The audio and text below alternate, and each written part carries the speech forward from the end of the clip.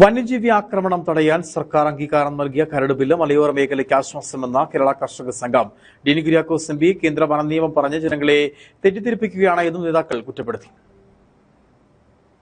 ജനവാസ മേഖലയിൽ ഇറങ്ങുന്ന ഏതെങ്കിലും വന്യമൃഗം ഒരാളെ ആക്രമിച്ച് പരിക്കേൽപ്പിച്ചാൽ ഉടൻ തന്നെ ആ വന്യമൃഗത്തെ കൊല്ലാൻ ഉത്തരവിട ചീഫ് വൈൽഡ് ലൈഫ് വാർഡന് അംഗീകാരം നൽകുന്ന വന്യജീവി സംരക്ഷണ നിയമം കേരള സർക്കാർ ഭേദഗതിയിലൂടെ കരട് ബില്ലിന് സംസ്ഥാന മന്ത്രിസഭ അംഗീകാരം നൽകിയതോടെ മലയോര കർഷകരുടെ ഏറ്റവും വലിയ പ്രശ്നത്തിന് പരിഹാരമായതെന്ന് കേരള കർഷക സംഘം ജില്ലാ സെക്രട്ടറി റോമിയോ സെബാസ്റ്റ്യൻ വാർത്താ സമ്മേളനത്തിൽ പറഞ്ഞു.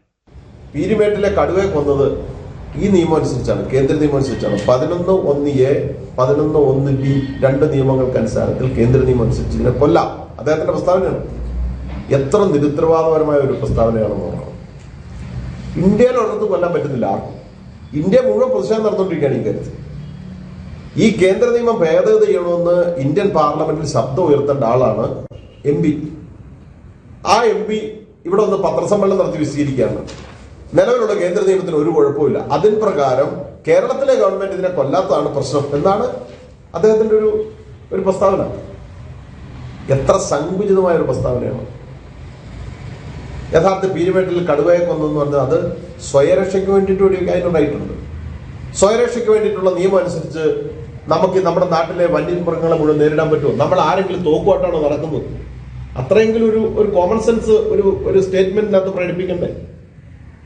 അത് മാത്രമല്ല, ഈ സ്റ്റാൻഡേർഡ് ഓപ്പറേറ്റിംഗ് പ്രൊസീജിയർ കേന്ദ്ര നിയമത്തിന്റെ ഭാഗമായിട്ടുള്ളത് ഒരിക്കലും ഒരു വന്യമൃഗത്തെ കൊല്ലാൻ കഴിയുന്നില്ലെന്ന് എല്ലാവർക്കും അറിയാം. അതിനെ മറികടക്കാനാണ് കേരളത്തിന്റെ നിയമം. ഇപ്പൊ കേരളത്തിന്റെ നിയമം പറയുന്നത് എന്താ? നമ്മുടെ ഈ ഭേദഗതി അംഗീകരിക്കപ്പെടുമ്പോൾ നാട്ടിലിറങ്ങി മനുഷ്യനെ ഉപദ്രവിക്കുന്ന ഏത് വന്യമൃഗത്തെയും കൊല്ലാം.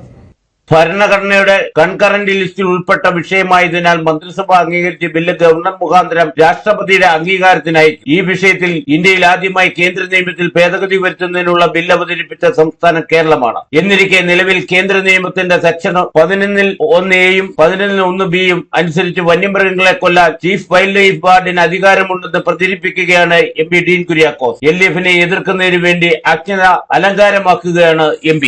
സംസ്ഥാന സർക്കാർ പാസാക്കിയ ബില്ലിന് കേന്ദ്ര അനുമതി വാങ്ങാൻ മുന്നിൽ നിൽക്കേണ്ട ഇടുക്കി MP ബില്ലിനെതിരെ സംസാരിക്കുന്നത് രാഷ്ട്രീയ കോമാളിത്തമായി ഇടുക്കിയിലെ കർഷകർ വിലയിരുത്തുകയുള്ളൂ. ബില്ലിലെ വ്യവസ്ഥകളുടെ MP-ക്കും UDF-നും വിയോജിപ്പുണ്ടോ എന്ന് അവർ വ്യക്തമാക്കണം. വാർത്താ സമ്മേളനത്തിൽ കർഷക സംഘം ജില്ലാ സെക്രട്ടറി റോമിയോ സെബാസ്റ്റ്യൻ, ജില്ലാ joint secretary Mathew George, Kattappana area secretary KN Vineesh Kumar എന്നിവർ പങ്കെടുത്തു. Idukki vision news, Kattappana.